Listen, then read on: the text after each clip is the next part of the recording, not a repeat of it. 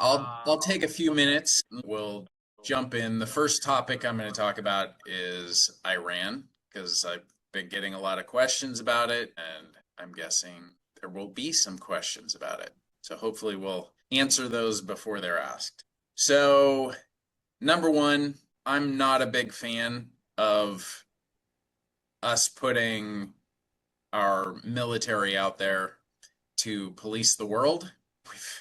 We've had a bad history of doing that in the past and being unsuccessful. That being said, I am cautiously optimistic about what's going on in Iran. Specifically, they've been a problem for a long time and nobody has dealt with that problem. And if we look at or through the prism of trying to create peace in the Middle East, there's one big problem that has been keeping that from happening, and that has been Iran and their proxies, their terror proxies around the region. So, from my understanding, the US has gotten a lot of buy-in, for lack of a better term, from the surrounding countries. And basically, they've said, if you can get Iran under control, we're in. The Abraham Accords and whatnot will come into play and be a much more likely scenario. As far as the oil, I see a couple things that are important as far as containing the Iranian oil situation. Number one, the majority of their oil goes to China, and China has been a problem as far as undercutting the rest of the world in what they're producing, basically utilizing slave labor and threatening other countries. And so if we cut off the supply, by the way, Venezuela was a similar situation where the majority of the oil was going to China. And so I think part of the picture here is cutting off that supply to China to get them to the negotiating table so they stop stealing technology, they price things at fair prices, they start taking in imports and have a more balanced trade situation. The other thing is a lot of the funds that are taken in by Iran from China on their oil sales goes directly to funding terror around the world. So I see some potential positive results that could come from this. And ultimately, I think it's going to be over sooner than we know it. That the situation will be done, I would guess, before the end of this month. Obviously, there'll be ongoing conversations, and I do believe that some of the other countries in the region will step in and take over for what the US is doing in a lot of areas. So that's my take on Iran. If you guys have any further questions about that, we'll go ahead and wait till the end and we can jump in and hopefully answer those. So our topics for this year, the first two we did were valuation, how we actually value something. Last month, we talked about investing when things are overvalued. Today, we're going to talk about how you invest when things are undervalued or fairly valued. Following month, we'll do raising the floor, the importance of being on the right side of interest rates, alternative investments, and the importance of cash flow. Okay. So very briefly, when we look specifically at the stock market, one of our tools that we use is the Shiller PE ratio. Continues, even with the market pullbacks we've had, to be at near all-time highs. That being said, there's been a lot made of the market being down, and it's hardly down at all from where it was a month ago. High value investing, when things are really expensive, we want to be cautious. We want to make sure that we raise our floor and keep our risk level down. So the amount we're willing to lose is much lower in a high value investing scenario. Low value investing, or fairly valued, we take more of a Warren Buffett approach. We look at buying good solid companies and good solid technology at fair or undervalued prices. Number four, raising the floor, making sure that depending on our age and what our income needs are, that we're not losing more than we can afford to lose. And that occurs in both up markets and down markets. So number five, being on the right side of interest rates. There's a lot to that. One being, if you're in a rising interest rate environment, how do you invest versus a shrinking interest rate environment, and what types of assets do well? And then a big piece, no matter what financial situation is going on, is investing in alternative investments, things that are non-correlated to the stock market, non-correlated to the bond market, things that can go up no matter what's going on in the economy. And finally, cash flow, especially when you're in retirement, being able to fund your lifestyle and outpace inflation, because once you stop working, you're no longer adding money to your retirement accounts. So you need dividends, interest, and capital gains to keep that funded. Okay, so this is our big Warren Buffett day. Warren has been incredibly successful in investing for a long time. He just recently retired. But what he has done well is, to put it in a nutshell, when there is fear, when people are jumping out of the market because they're scared, that's when he's buying. And when people are buying because they're afraid that they'll miss out, he's selling.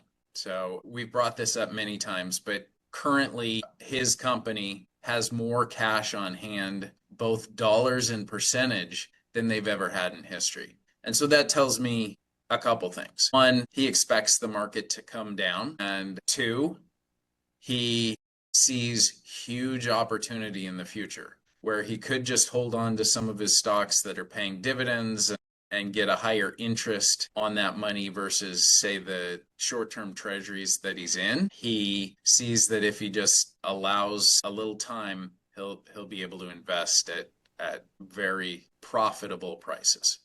So number one, buy wonderful businesses at fair, or better yet, discounted prices. And then the one that gets people, be greedy when others are fearful, and be fearful when others are greedy. So when you see the stock market, when it's red, that's good for you, because that means it's creating an opportunity to buy. When it's green, that means potentially you're buying too high or potentially buying at a top. So when the Shiller PE shows the market is undervalued or closer to the bottom of its historical range, how we react to that is we start to increase our allocation to stocks, and we favor high quality companies. So then I brought up many times before, it's one of Warren Buffett's favorite stocks. The bottom of the market in 2009 was trading at about $25 a share and had about a 7.5% dividend. So had you put in 100,000, which we would never do, but just for the example, compounding dividends and growth of the stock, you'd have in excess of $500,000 today. That's in a company that just continues to grow, continues to increase its dividend, and allowing those dividends to buy more shares. So that's an example of a company that is not a high-flying tech stock. It's not some new technology that you're buying in at the ground floor. That's just taking a stable company that has a history of doing well and buying it at the right price. So again, with the PE ratio, when we're looking at how to buy things when they're attractive, one of the valuations that we look at is the Shiller PE ratio. Currently, it's above 40. And when you look at that number, it means the number of years of current earnings it would take to equal the value of the stock and or the stock market. So with the Shiller PE ratio, it's the overall market. So it would take 40 years of earnings just to hit a break even on the price of the stock, which is an incredibly long period of time. So historically, that number is 16 to 20 years. So we're talking more than double the normal rate. So when we see those PEs get back down to 16 or 20, it becomes an opportunity to buy. Another thing is we have to accept the volatility because we don't know, say something becomes attractive, that doesn't mean it's hit a bottom and it's not going to come down a little bit more, but it's realizing the dividend, the growth potential, and the valuation have created an opportunity at that time to start buying in. And then finally, stay patient. Warren has held stocks for years and years and years, as long as he got in at the right price and they continue to pay a dividend and they continue to show the results that was promised. So one of the big misnomers that I hear all the time is, and this comes from other advisors, why would you look for a specific opportunity like that when you can just buy and hold and over time you're going to do well? And my philosophy and Warren's philosophy is, yes, you want to be invested, but you want to have a limited amount of risk when things are overvalued. And so being able to reduce that risk and then buying in, keeping your powder dry and seeing opportunity in the future allows for higher returns. Sorry, I can't see my notes. Better income from dividend yields, larger compounding effects over time. Frankly, Warren Buffett's the perfect example of how this works. So I don't expect you guys to look for these opportunities, although I do have clients reach out with, hey, this stock is at a P of this and its dividend is this. And then we'll have a conversation about it and we'll look at it. So I just want you guys to have an idea of how I look at it. And once I see an opportunity, I will for sure reach out and we'll start talking about making a change. Okay. The takeaways that I want you to get: when prices are low, that means things are on sale. And what you're seeing out in the media is going to be fear. When there's fear, that's when you want to buy. When prices are high and things are expensive, like we have today, there's a lot of excitement and a different type of fear, the fear of missing out. And people buy in, they leverage, they do everything they can to make money quickly. And we want to do the opposite. We want to make money consistently, and we want to make money consistently over a long period of time. So when you see people excited about the stock market, chances are that's the worst time to buy in.